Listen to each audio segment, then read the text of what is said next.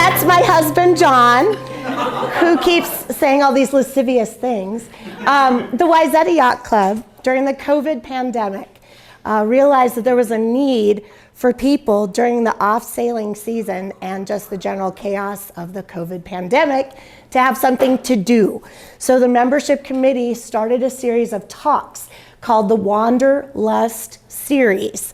And that allowed people who had experiences in sailing, whether it was a race out of state or a specific type of sailing or other adventures, to come and share them with all of the members of our yacht club and other interested parties. They started on Zoom, and so I wasn't a part of it then. When I joined in, it was the first year they realized we could do those in person. Oh wait, I mean when Anne joined the membership committee, that was when Anne realized that was the first time they could do these in person. And so, as Barb, I'm really excited that we're doing these in person. So I'm Barb, I'm the chair of the membership committee, and on behalf of Wayzata Yacht Club, we are so happy to have you here tonight.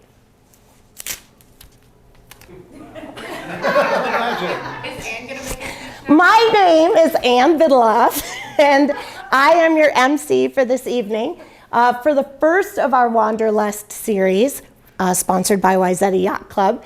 And our presentation for tonight is about an organization that started in the Twin Cities last year and is expanding the sport of sailing to another group of folks.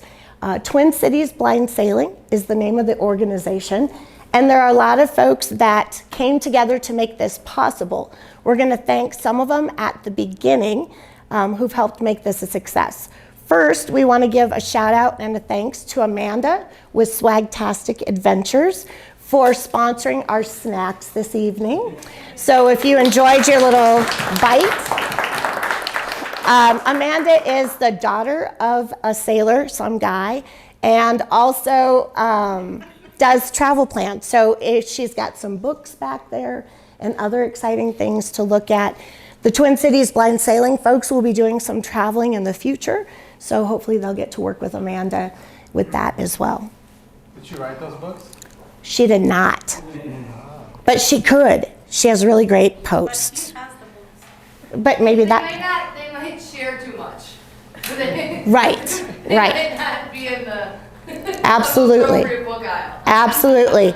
Second, we want to thank Wayzata Sailing for being one of the Twin City Blind Sailing partners. They work with us on our racing component of sailing, and we've got Jackson Connell somewhere over there. He's like a little ninja, he just shows up everywhere. So Jackson is here just to represent Wayzata Sailing. We're gonna be talking about some of the things we're doing with you guys next year, but any other shout out or things you'd like to share? No, not much other than I think it's really cool and representative of what we do at Wayzata Sailing and how this has come up. So props to Katie for getting it started, because with our adaptive sailing program and combining with blind sailing, it really shows how we can make something out of nothing. It really, yep. Gives truth to Community Sailing Center. Yeah, yep. That's why Wayzata Sailing is really important to me, and yep. I still work here. And yeah, appreciate it, and thank you guys for allowing us to represent ourselves here. Yay!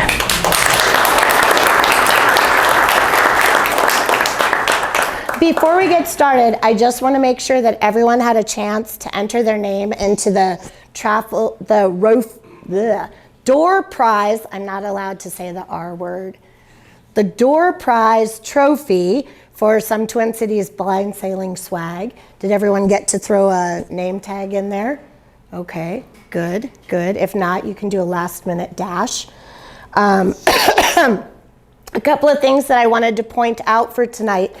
We are going to be using the acronym BVI pretty frequently tonight. And because I've been working with Twin Cities Blind Sailing, to me, that means blind and visually impaired. Didn't think anything of it till I was talking to our Commodore last week, and he said I thought he said he was on the St. Croix, but he said he was in St. Croix. And I said, what are you doing on top of a frozen river? That's stupid. And he paused and thought, did we actually hire this person? And then he said, no, Anne, I'm in have you heard of the British Virgin Islands, BVI? And then I thought, oh, the other BVI. So I've been joking all night that we need to clarify, just in case any of you are familiar with that other BVI, that the one we're talking about tonight will generally mean blind or visually impaired.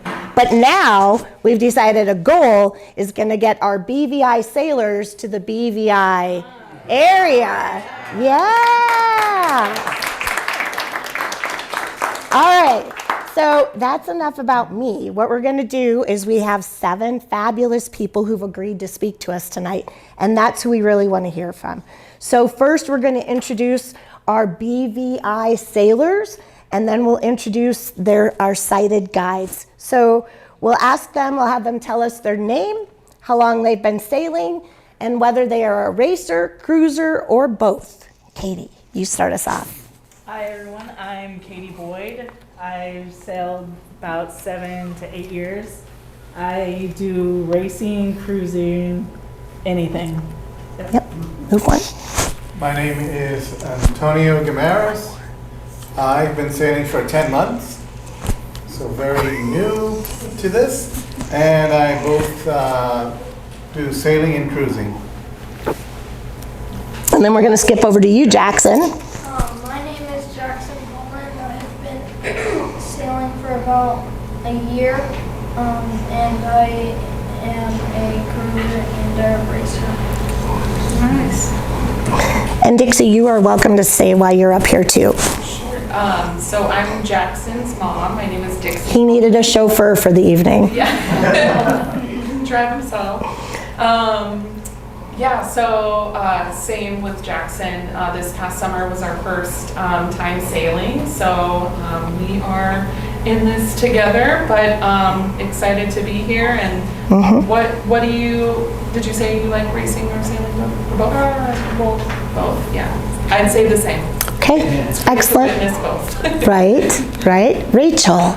Hi, I'm Rachel Richards. I also just started sailing this past June, and I have been skating and cruising. And now we'll have our sighted guides introduce themselves. Andy, we'll start with you. Okay. My name's Andy. I've been sailing for, I would think, just a little over 20 years. I don't know what cruising is, so I think I'm inside racing. And Carl. My name is Carl Anderson. I kind of been sailing off and on for my whole life. My dad used to have a hobie cat on Park Point, and he let us kind of get in all kinds of trouble with that. We'll say 42 years. You don't look like you're 42 years old. You hear that? Wow. Your wife paid me to say that. Cruiser, racer, or both, or neither? Cruiser. Okay, very good. Well, obviously, we're all members of Twin Cities Blind Sailing, so you'll note the question I did not ask was how did you find out about blind sailing opportunities in Twin Cities? Because everyone would have the same answer, which is Katie Boyd, Katie Boyd, Katie Boyd, Katie Boyd. So what we're going to do here is I have the mission of Twin Cities Blind Sailing, and we're going to have Katie tell us a little bit about the origin story, as we say now, about Twin Cities Blind Sailing and how Katie got here. All right. That's all you. Yep. So I started sailing out in Boston. Looking at me, you can't tell I'm, visually impaired, but I learned out there through organization that, blind people can sail, and so I got introduced to sailing through them. And so I started sailing with Boston Blind Sailing, got hooked from day one. My dad calls me up and goes, you've played sports your whole life. Why would you pick the most expensive sport? And I told him, I feel free on the water. I feel independent. There is just something about it, right? I can't drive. There's certain things I'm told I can't do.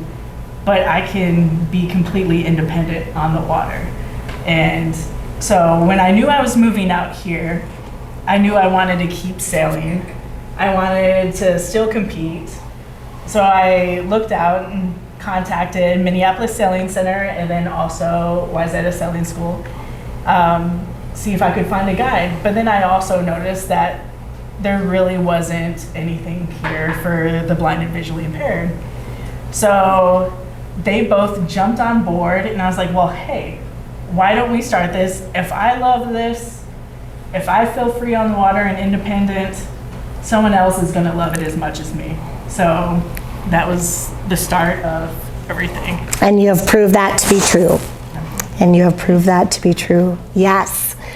We have the mission of the Blind Sailing, Twin Cities Blind Sailing, which is talking about providing that education, community awareness, and accessible, affordable, and annual learning and interactive opportunities, both for those who have blind and visual impairments or folks who are sighted guides that would like to support or encourage this.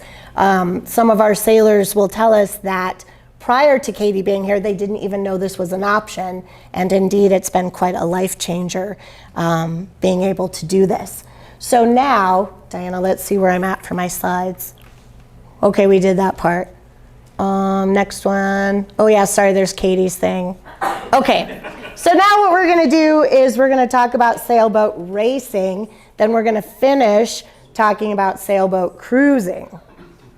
And for racing, as Katie noted, TCBS partners with Wayzata Sailing School just across the parking lot there.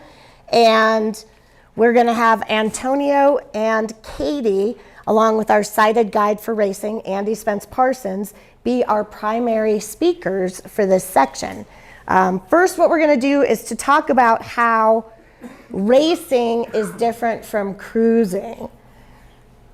And I put that question in there and I thought, do I need to talk about how racing is different from cruising? So let's ask, how many of you have done sailboat racing?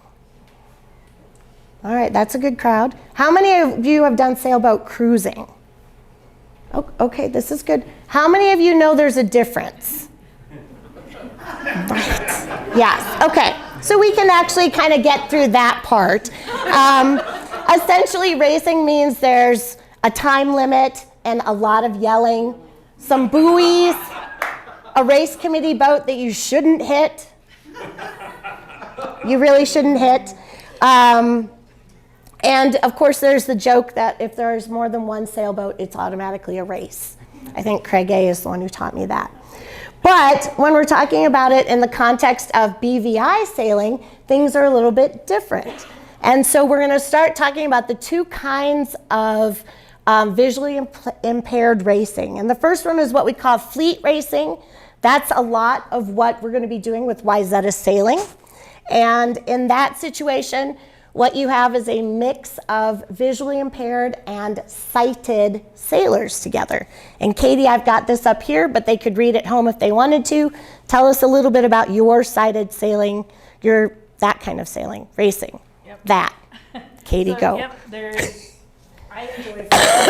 there's two kinds of racing, right? There's match racing, there's fleet racing. So with fleet racing, you usually go out and you have 3 BVI sailors with one sighted guide. Now we do competitions in Chicago, New York, Boston, things like this, but there are rules, with each race that you do, saying what the sighted guide is able to do. A lot of times they're not able to touch the boom, they're not able to do certain things, but they're only able to give direction. So in the actual, the championship, when you get to that point, you do have where a person, and that'll be explained later, is a B1, which has no sight. They need to be at the helm. So yeah, fleet racing, I guess most of you guys know about this, right? The most exciting part is when 20 boats are trying to cross a line at the same time and you have that last 10 seconds.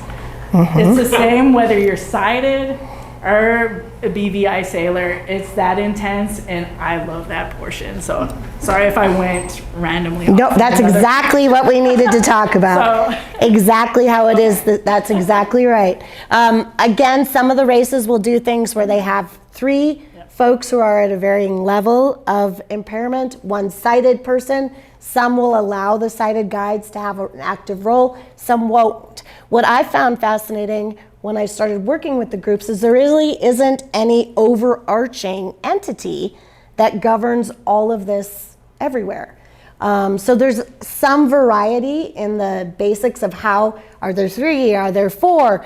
The basic concept is that you want your folks to have a level playing field so that if someone is in this, what they called no functional sight category, which I think we said was like less than 10%, and that has to be done by a doctor. You can't Google blind level doctor like emotional support animal. So you get officially classified, and the idea then is that someone in that level is only going to race against other people who are at that level. And then in the next level, which is called poor partial sight, which is like 10% to whatever the next number is, those folks are going to sail against each other. And we're talking about at the helm. There are rumors and tales of some races where we have someone who's a B3, and then all we have to race against is a B1. And in the spirit of that level playing field, they would have the B3 racer put on a blindfold. And that is probably true. At the same time, as we're going to talk about with our sailors, even using your eyelashes to help you determine wind or sound or things like that can be a factor if you are a BVI sailor. And so even a blindfold, rather than leveling you up to this B1, can actually make it unequal because you have now lost a trait or a skill or a tool that you have. But that's the idea behind that. That is a lot of what we did or attempted to do here with Wayzata Sailing. And so what I'll do is have Antonio and Andy talk to us a little bit about the realities of that. Antonio, we are going to ask you what appeals to you about sailboat racing. Well, I think forming a team for me is, my wife is part of my team in sailing too. So, just finding the people that you gel with and communication and reading everything that's going on, just so like if somebody steps a certain way and the boat moves a certain way, it's so sort of akin to, I had a guide dog in the past, and so when a blind person is traveling with a guide dog, you're reading the harness, you're reading the leash, you're reading everything that's going on at the tip of your fingers and your hand and the end of your arm. And with sailing, you're reading everything that you can hear, everything that's moving anywhere in any way about you. So that to me is appealing. And Antonio, what was your best experience last season? Besides sailing with me. Oh, whoops, was that out loud? My best experience last season. I would say like the beginning of everything to me is exciting. So getting in the boat the first time and finding how that works, and here's this part of the boat, that part of the boat, here's how deep it is, and you find out with a cane, for me, how where the part where the seat is and all of that, and how to get in. It was at the beginning, it was a little bit iffy because you're stepping into something way below you, and then you're like, okay, this is not terribly difficult. You just find out just as walking with a cane and here's the end of the sidewalk or the end of the platform for a subway. And so finding out, getting into the boat for me for the first time was exciting. Excellent. And for context, we used sonar sailboats, and we usually boarded and deboarded over by the Wayzata Yacht Club crane. And so as the sailing season progressed, those boats got really, really low off the edge of that island. And Antonio's all cool about it. I'm like, I don't think I could do this. Antonio's, okay, it's this much lower today. Jumped right in there. Jackson, you did mention that you liked racing as well. Before we switch to Andy, can you tell us something you enjoyed about racing last season? It's just like if you spend like a lot of time like sailing with me, you probably find out that I'm pretty competitive. That's what I like about the part of racing. It's just really intense, and I like fast paced sports, and that's what I like about racing. In fact, you were pretty excited to learn it was a sport that you could compete in, weren't you? Yes. Yes. Yes. Until I found out that you could sail like if you're blind or not, which is pretty cool. There's more sports that you can do like that, but I thought the possibilities were basically endless. I found out I could do sailing when I was still legally blind. So. Absolutely. And did you have a best racing experience last season, besides sailing with me, that you would like to share? Probably my first time out on the water. It was just really cool. I had to learn like a lot of stuff. Like it's pretty like confusing for the ropes and the chin and the stern and all that. But yeah, I think my first time out on the water was my best experience racing. Thank you. You did a great job. You noticed with your feet how to find out where the middle was with the helm. And so then I noticed when you were sailing, all the guide would have to say is like a little bit away from your foot or a little, and you just, really well done, my friend. And we'll let Andy Spence Parsons share with us his experience as a sighted guide. So Andy, you can start by telling us your first time sailing with Twin Cities. So, yeah, my first time sailing with Twin Cities was actually kind of by accident. I was coming down to the yacht club on a Wednesday evening because there was a storm coming, and I got the email that said, go make sure your boat is tied up properly.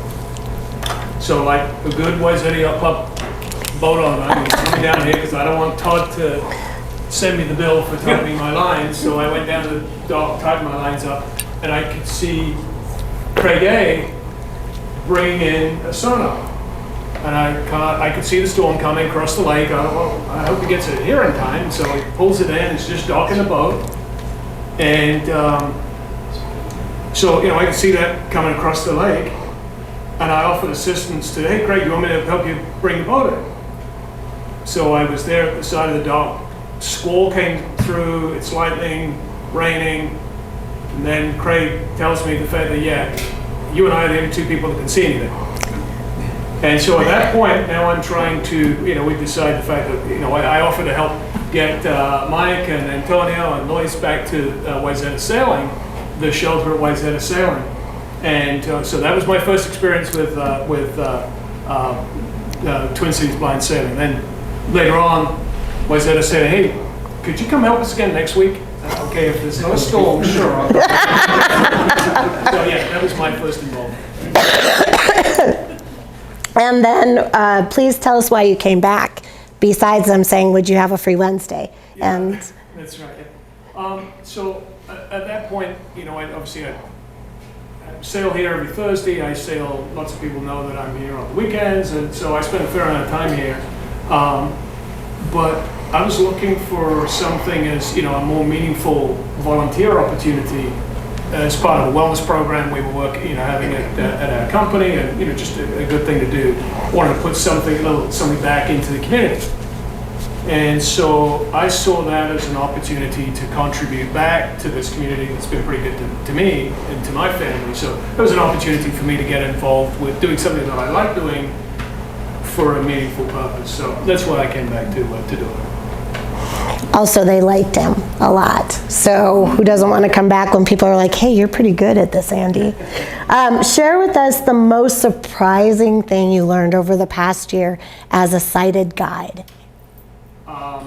So I want to pick up on something that Antonio said. We sighted people take so much for granted. And just what he described about how to get in the boat. Okay, we just walk down the dock, find the boat, step on, and we're fine.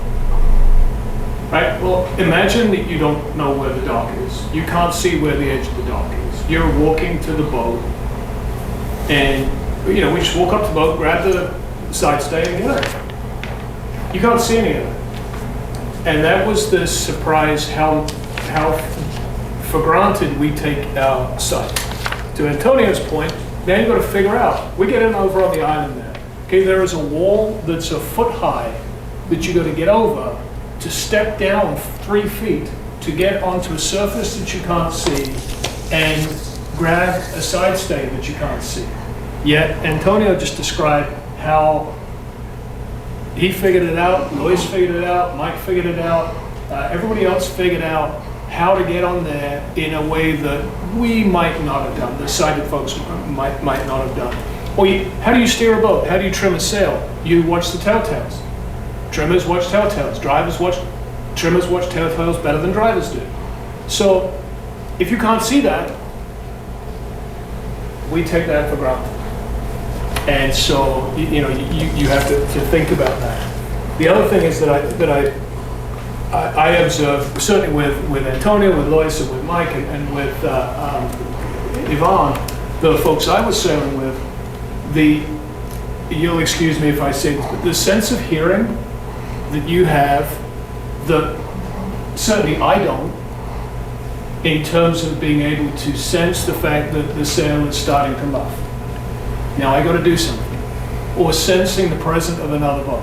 There was a one time one of the there's a cross, and Mike, you knew exactly where the boat was. It's off our port bow by 30 yards. You knew exactly it was there from an acute sense of hearing. And Antonio, you mentioned there was a workboat coming up. Jackson, I think you were driving one of the workboats up behind us. He knew you were right there before I did. And so that sense of hearing, that took to me, that acute sense of hearing, that was a surprise to me. So that was kind of impressive to see. And the most unsurprising thing? You alluded to it earlier on, the sort of the can-do attitude. And I underappreciated your comment, Katie, about the fact that feeling of freedom. I guess I'd underappreciated that. But that can-do attitude, we've managed to survive, get here, get on the boat, now we're free and can sail. And so I recall, we're sailing at Sonos. Sonos have a big cockpit, relatively small bow, and we decided the fact that, I think Lois, you'd asked me that you wanted to go feel the curve of the sail, the jib, because you wanted to picture in your mind's eye what the jib felt like. Okay, so you got up on the bow. I stood up on the bow as well. I don't remember who drove, Mike. I think you might have been driving. I was driving. Oh, you were. But at some point now, we're driving. Somebody who's blind is driving. Somebody who's there watching the boat, and then Lois and I are up front trying to just feel where the sail. If you're a sighted person, try to describe to somebody who's blind what a telltale looks like, or what a telltale is doing. And so that, to me, that was a surprise. It was, that I felt was a positive thing. The unsurprising thing also is the fact that I still can't vocalize left and right. Okay, it's just a thing. It's been a thing forever. I still can't do it. These guys will tell you. And I did check with some of the other folks he sailed with, and they did say that's absolutely correct. That's true. So that's, so yeah, that was the unsurprising thing. And last, Andy, what advice would you give to someone who might be interested in becoming a sighted guide? Well, I think I would describe I was an accidental guide. So I didn't know there was training, and that I should have done the training course. So I don't think any of my advice is valid. But so attend training, and I think there's training coming up in April. May. May. Okay. Yep. Antonio and Luis told me it's okay to ask. In fact, they ask what help the people you're sailing with want. Don't be afraid to ask. And so, to that point, ask what help they want you to provide. I can plug really quick as well for anyone who's interested in becoming a guide. I'm still hiring adaptive sailing and adult instructors over at the Sailing Center. So There you go. if anyone's interested in that, there is the training opportunity. But I'm looking for people who love this and are passionate about sailing. Excellent. So yeah, I would say ask them what help they want. Yep. Don't grab the helm. Okay? Don't grab the helm unless the boat is or people are in danger. It's exactly the same as the sighted people do. When you take something new setting, don't grab the helm from them. And then learn to vocalize. You know, you have to learn to vocalize and describe. And so, you know, take a jib sheet, it's about 6 inches to the right. You mentioned the fact that it's just a little to the left of where your center was. Lawyer center, we'd have that you knew where home was, where the middle of the, you know, where the tiller was. Learn to vocalize that. And then I would encourage you to enjoy the experience. I found working with my friends here at DCBS was a really rewarding and uplifting experience. So enjoy that experience. All right, to finish up the racing section, Katie, one piece of advice you would give either to a sailor or a guide about racing, and just one.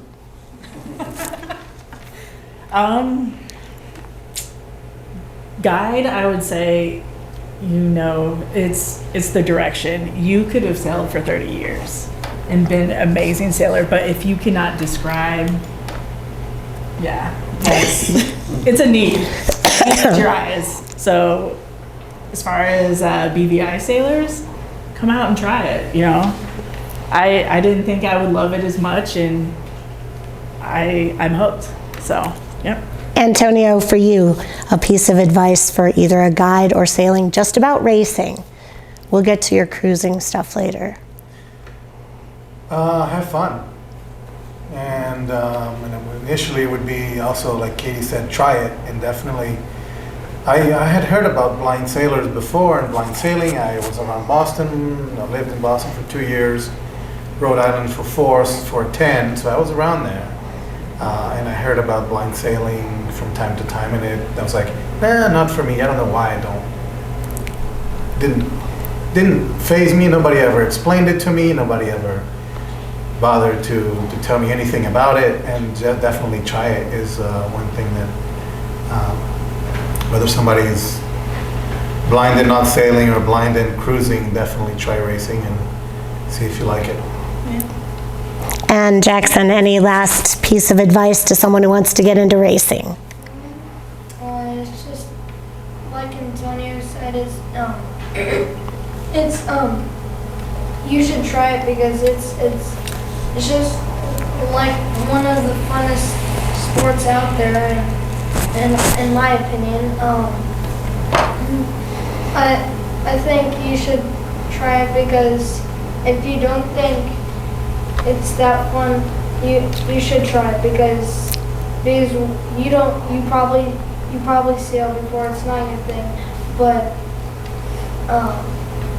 if you want to, you can. So just try it and just have fun and yeah. Yes, and we're going to be getting Jackson out on some of our YWC races this season. We talked about that last year when we were sailing, and I think there's a program over at the school he's going to do too. So we'll switch gears now into that no less important, other kind of sailing called cruising. And for our cruising component, Twin Cities Blind Sailing partnered with the Minneapolis Sailing Center on Bidet-Makaska and Harriet, or just? Harriet is coming up this season. Okay. too. I kind of mush them all together. But, and they are primarily sailing on Ensign sailboats, because that's the majority of that. And then I think Rachel used a different one, but we'll talk about that later. So the idea there, of course, is just getting folks out on sailboats, right? They don't have to chase anything. They don't have a time limit. You're just out there enjoying the sun and taking photos. So, Rachel, your dad was a sighted guide last season, and sailing is often about families. We know that here at YWC. So you're going to start us off, and he's here. I'm not sure I can plan for that. What was it like? What was it like sailing with your dad as a sighted guide, even if he wasn't here? What would you say? The answer is the same either way. I know it's probably like some family drama, but there is none. I think I asked Katie at the beginning of the season, please don't pair me with my dad. And that was twofold. One is like I remember doing calculus homework with my dad, and I was like, I don't know how to deal with that when I'm sailing. But really the bigger reason was that my dad spends a lot of time with me. We're very comfortable navigating places together. And I thought, if I do this with him, I won't really learn what it's like to work with the sighted guy. So I just and the thing about sailing with my dad is he does know not to touch anything unless I ask him to. I can yell at him if I need to and not feel bad about it. And it's really nice. And I know my dad grew up sailing and I heard about it a lot as a kid. I was really kind of upset when I started going blind because I thought, now I'm never going to be able to do this. And I never told him that I really wanted to learn to sail. So this was a godsend opportunity for me. And I absolutely love sailing with my dad as a guide. He's very in tune with what I want to do. He lets me do my own thing. And it's really probably the easiest setting for a blind, visually impaired sailor with a sighted guide. Okay, that went really well. Rachel's dad is here with us tonight, and as I said, I wasn't sure. You never know when you ask the family questions how they might go. Jackson, I don't think your mom was ever a sighted guide for you, but I know she sailed with you, right? What's it like sailing with your mom? It's actually pretty fun because And I can give you a ride home if you need to give a different answer. it's pretty fun sailing with my mom because it's fun to sail with a family member out there because like even if you don't know to sail, it's just fun being out on the water with a family member or anybody that's close to you. It's pretty fun to sail with my mom or my dad and my brother too. So yeah. And that was my next question. We know that you have sailed with your little brother, and you actually said it was fun to sail with him. But sometimes I feel like with all siblings, you just kind of get shoved on a boat together. Yeah, sometimes. Yeah. Right. So cruising with your brother sounds like it's okay. Yeah, Maybe not racing. maybe. Yeah. We won't put you under any more pressure. The question he always asks when we're racing is, are we winning? That's right. That is nonstop. He asks that, doesn't he? And Antonio's wife Lois is in the audience tonight as well, but is not going to be an official presenter. So Lois and Antonio have sailed together, both cruising and racing. And so Antonio, tell us about the good, the bad, the ugly about sailing with your wife. unless that's going to cause problems. No, I think you completed it. It's pretty cool. It's nice to make decisions with the people, the person you usually make decisions with. So I don't know, like what to pack and are we tacking and whatever, and just that whole thing is nice. And being able to compare notes after the day sailing is also nice, like what happened, and sometimes like we don't even know what happened, like just so fast that we just laugh about it and let it go because we can't really put it back together. And just being able to share those notes with your teammate, whether it's your significant other, your wife, your spouse, or your friend. So being able to take that home with us and discuss it is also nice. And we quiz each other on terms, and that was the biggest thing for me, was just learning everything. Trim your sails. Okay, trim for me is cutting something, right? Not really. Well, yes, maybe. But trim your sail is, trim your jib is something totally different from trimming Your hair. your hair, yeah. So, we quiz each other there, and for us, we've chosen to keep the same guide. So when we cruise, we've had the same guide for most of our time together there. And it could be different where we rotate guides, so there are advantages to both.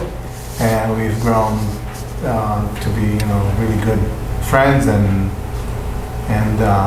have a nice rapport with our guide as well. So that's been good for us. It's just keep it steady.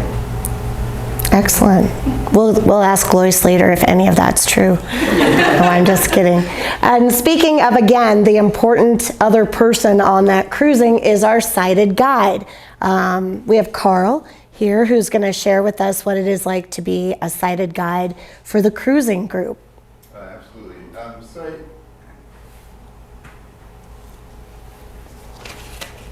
Most, if not all, of our cruising sailors, BVI sailors, are new to the sport. And so it's a lot more teaching than I had expected. Right. And if you ask the question, like, what is it like to teach a BVI sailor? I would say 99% is the same as teaching anybody else. Not that I'm some kind of expert teacher, but somehow I've kind of forced out my way into teaching the BVI sailors, the scouts, troop 33, my kids' Boy Scout troop, and then sometimes my kids if they'll let me. And there's little nuances, little differences, like, instead of asking them, do you see the sails luffing, you ask, do you hear the sails luffing? But past that, everything's pretty much the same, and there might be like little moments where we make mistakes, as everybody does, and I think, well, we made this mistake because we're visually impaired, but maybe we oversteer when we're tacking, and then we have to correct. Nobody here's ever done that, but we have to correct and steer back up, and then I think, I don't think those types of mistakes happen anymore with one group than they do with the other. There's just a different set of senses that the BVI sailors are using to kind of feel things out. So I guess my response would be, how is cruising as a BVI sighted guide? And I'd say it's about the same as any other sailing experience, and any day on the water is better than a day in the office. And then that sort of ties into what was your most unsurprising experience being a sighted guide. It's kind of that there weren't that many differences, it sounds like. Yeah, there's not. I mean, there was, as Andy mentioned, there were some surprises. The chief surprise that I had was we were on the other side of the lake. Now, granted, Day of Makaska is not that big, but we're on the other side of the lake. It's a windy day, I say, well, it's probably time we should be heading back. One of the sailors says, well, where is back? And then another one says, oh, it's over there. And my thought is, how on earth? Her response was, well, I can hear the thing slapping against the things, the halyard slapping against the mast. I can hear the halyard slapping against the mast. And we all know what that sound is like, but from the other side of the lake, I could never hear that. And it on the surprising side is the ability to hear just the littlest things was really neat, and then apply it toward the problem at hand, toward sailing. But there's a lot more, I think, unsurprising things that happen, And any advice that you would give to anyone who is interested in becoming a sighted guide?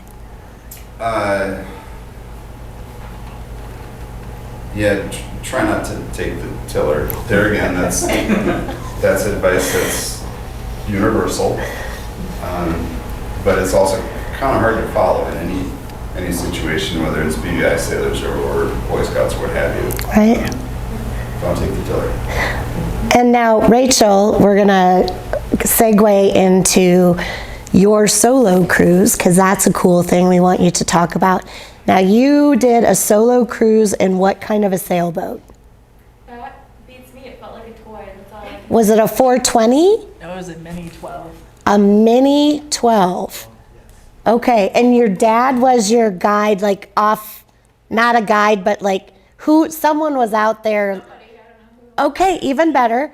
So tell us about that solo cruise, because that's a big deal. Rachel? Yeah. Ted is here. Oh, The audience. Ted is who was guiding you. oh, hi Ted. You did such a good job, she didn't even know you were there. Okay. So. Just like when she sailed. Well, it was a little bit last minute. Katie just asked me, hey, would you be interested in this? And I said, sure. So we show up, and I wasn't really sure what to expect. They sat me down in this little tiny baby boat, and they're like, here, this is the jib, this is the tiller, this is your main, now go, just go. And I'm like, okay, all right, that's fine, we'll do this, I'm ready. So we went out, and at first, Ted, apparently it was Ted, was sticking pretty close, giving me a lot of directions. And then I think my favorite thing that happened was, at some point I realized I'd been sailing without hearing a motor for a little bit, and I thought, I think I lost Ted. He's supposed to be the one that can see, so I'm not sure how to correct this situation. But I'm having fun. I'm just going to follow where the wind's taking me, which was also a very unique experience because I hadn't really gotten to do that. There was no one to stop me from making my mistakes. So I just went out and did what I wanted to do, and then eventually Ted did come back in the boat and collected me and asked me, do you know how far out you are? And I said, no, I have no idea. Like, well, we're a good distance away, so we're gonna go back. Like, okay, that's fair. And it was definitely very unique. I'd do it again. I'd do it all day long. I don't know. It was, I think it was a little bit of a loss for the sort of teamwork component. I did really enjoy communicating with, usually it was my brother who I was sailing with. Right. So that was kind of fun, but then also the independence of just getting to go off and be like, if I want to flip this boat over, I'm going to flip this boat over. And someone told me you can't do it, and I will take that as a challenge for the summertime. It was really great. Excellent. Yes, there are, well, maybe it's just me, not a lot of people who have sailed single-handed, as we call it. So that's pretty impressive stuff. Before we segue into our 2024 goals, I wanted to take a moment. It's exciting for me. I have spent a lot of my time in education, and so getting to sail with Jackson and getting to see his parents be so supportive of both him and his brother in sailing has been pretty exciting for me. So I wanted to give Dixie a moment to share how, as a parent, it was discovering that there was this new competitive sport, but also the cruising component for both of your sons and your family to enjoy. Yeah, so sailing was brand new to us. My dad was a tall ship sailor out of San Diego. That's where I grew up. And I moved here when I was 19. So I had never sailed before personally, but I knew that that was a big passion of his. And so both of my boys lost their vision in 2022 to a genetic condition called LHON, Leber's hereditary optic neuropathy. And so with genetic testing, we were able to find out it was both with them. And I just felt like instantly I knew there was something that I needed to do to kind of grasp what I felt was like a quick chaos of, you know, not only for them, but for me as well. And any opportunity that came across us, I was just like, yes, we're doing this, because the age of onset for their condition is 19 years old. So this is a very unique experience, and so children are resilient, and I'm going to keep them going and while I can. And so they're doing it together. Well, first they did blind hockey. Only difference is the puck is larger and it's metal and moves across the ice where you can hear it. And then summer came and we didn't have hockey. So I came across blind sailing, and so it was, I mean, it was a truly phenomenal experience to be able to just witness, like many have mentioned, the freedom and, you know, just, I don't know, something that you really can't explain, just this ability of feeling free. And as a blind person, I can't say that for myself, but speaking for my kids, they really did not, there were times they didn't want to leave the boat. I saw the photos. And they wanted to come back, and we live in Hugo, so this is quite a drive for us every Wednesday, but I said, you know, whatever it's going to take, because they loved it. And yeah, so we're just grateful that we were able to, you know, just find out about this experience and this opportunity for them, and just the hopefulness that they can continue to grow with this, and it becomes more of a longevity within their life, because I think it's truly in their blood already, because I love the water, and I know it's natural for them as well. So thank you. Antonio and I never want to leave the boat too. So. yes. And isn't that the same across all types of sailors? Well, I didn't keep up with my slides. Sorry, not sorry. There is a great match racing video that we're not going to play because it has all the audible buoys and audible boats and audible everything. And when I tried to play it, it sounded like several cats fighting. And someone ran outside to check on the fighting cats, and I realized that was my video. So we're not going to do that. But what we are going to do is we're going to wind up by having each person tell us a goal that they have for 2024. Before they do that, Diana, can you go to the one where it says like, nope, nope, oh yeah, we went right past that, yep. Oh, I'm good. I guess I didn't need any of that anyway. Oh, yeah, that. Yep. Oh, before that one, I mean after that one. Nope. Yes, come join us. Katie, tell us what Twin Cities Blind Sailing is doing in 2024. You don't have to look at this because you already know it.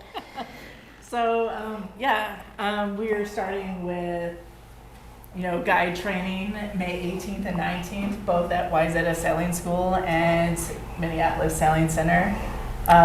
Everyone's welcome. I think we even have someone coming from Canada and Duluth and to come learn. So we're starting off with that. And then as far as cruising, that is starting June 1st. And we're adding in a component of, you know, kind of dividing people out. You know, do you want to get your flag rating? Do you want to get to the point of bringing a friend on the boat and just going out. So it allows you to have more independence. Great thing about cruising is, right, people get to learn at their own pace. There's no pressure. If you want to come out today and have fun, just go sail. Or if you want to take the next day and you're like, okay, now we're going to practice man overboard. How do we do this? So that's every other Saturday starting June 1st. And then racing. Tuesdays. Yep, it's starting Tuesday. Maybe this next year. week. Yeah, so we're coming out. Every Tuesday, I'm really excited about this. We're gonna start the regattas, going to, races and stuff like that. And we're gonna get to the point of having regattas here in the Twin Cities area. And then we're also looking at going to Lake Harriet. I talked to Ted. We talked about, bringing people out and learning how to sail, by themselves with a guide on another boat. And he was so sweet. He was just like, I don't want to take away from Minneapolis Sailing Center. I was like, no, these are unique boats. I go, if people want to learn how to sail by themselves, they're going to have fun on these boats. So I'm excited about that partnership coming. And then also about different possible clinics that we're going to have, learn how to sail on different boats. And then, blind sailing is, am I allowed to tag in this? Are we doing it? Okay. Yeah. So blind sailing, I will say, is going to grow really fast in the next 10 years. There's going to be a national organization that's coming out. I am looking and I'm already talking to a group up in Duluth and then also out in New York. So then we're going to have sailing year round. Because Katie's discovered that there are a lot of folks that would love to learn more and have connection over blind sailing. And then the biggest thing, what I'm really excited about is the youth programs that both Minneapolis Sailing Center and Wayzata Sailing School are putting on. I'm very passionate. I want people like Jackson to grow up and grow up sailing, racing. I've told Jackson before, I told him today, I want this back in the Olympics because I want you to bring home the gold.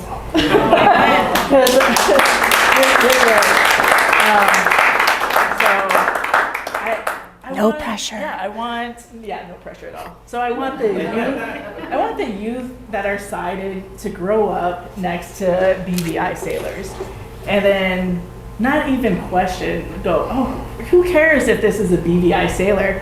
They're like killer on the jib. Like, let's just put them, no, come crew, come be at the helm. If you're a great sailor, it doesn't matter if you're BVI or sighted. So, yeah, I think that's it. Sorry. That's okay. That's okay. Antonio, 2024 sailing goal of any kind, cruising, racing. I have one of each. My cruising goal is to bring in the boat into the docks, without the sighted person touching anything, just really giving direction. And that's a more specific one. And I think for racing is just to establish some sort of benchmark of time and try to beat it each time, and kind of be more aware of that and be more competitive with myself and others. Those are my goals. Yes. Andy, how about you with regards to Twin Cities blind sailing? I certainly want to attend the training. So it can be more of a deliberate guide than an accidental guide. And I'd like to see more integration of BVI sailing with the sighted people. You made the point about no matter whether you have BVI people on regular boats and regular programs here. That would be cool. Okay, Jackson, how about you? Olympics don't have to be in 2024. Maybe just getting better, maybe learning more about the boat, and just getting better at steering the boat, and just learning more about boat and like Antonio, maybe I can maybe try to dock it in the docket without any help, but by myself. So All right. yeah, I'll try to do that. All right. And Dixie, how about you? As a mom, for these guys, for yourself, for the family, Yeah, whatever. just to continue to watch them strive. Like, it's Yep. really just great to be out there. To hear their passion. And yeah, Yep. I mean, this is just going to be something that they've really enjoyed. You know, like Katie mentioned, and you mentioned passion, like it's there totally. This is now a lifelong sport, and even if it's leisure, I'll take that too. Doesn't always have to be competitive, right, Jackson? Just kidding, just kidding. But yeah, so just to be out there more. I know that we kind of started more mid-season, Yep. so just Getting to start from the beginning. totally. Excellent. Rachel, how about you? Flag raiding all the way. I'm taking a friend. We're gonna go sailing. It's just gonna be me and friends, and it's gonna be great. Oh, wow. I'm Okay. very sure about this. This, I don't doubt that. And Carl? Well, I think BVI and the BDI sounds pretty good to me. BVI squared. I mean, like so many fun t-shirt ideas and things. Absolutely. Oh. I think it's different for each one of my sailors. There's some where I'd really like them to feel the confidence that Rachel and Katie are talking about. The ability to tackle. We're cruising. We don't have any boats to go around. They should be able to tackle in one pack. They should be able to trim however they want to trim, right? And that would be my goal for some. And then I would really like to take some of my cruising sailors and show up to Andy's point, show up on Wednesday nights with the racing crew at Minneapolis and see if we can get those guys running for their money.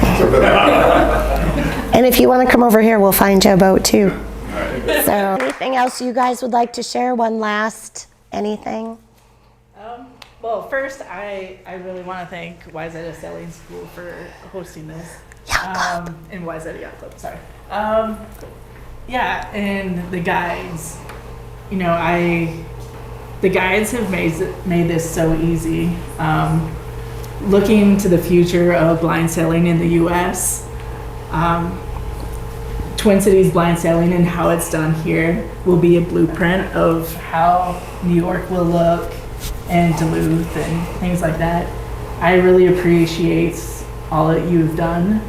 And to, again, Minneapolis Sailing School, Wayzata Sailing School, or Minneapolis Sailing Center. Yeah, and then now Lake Harriet.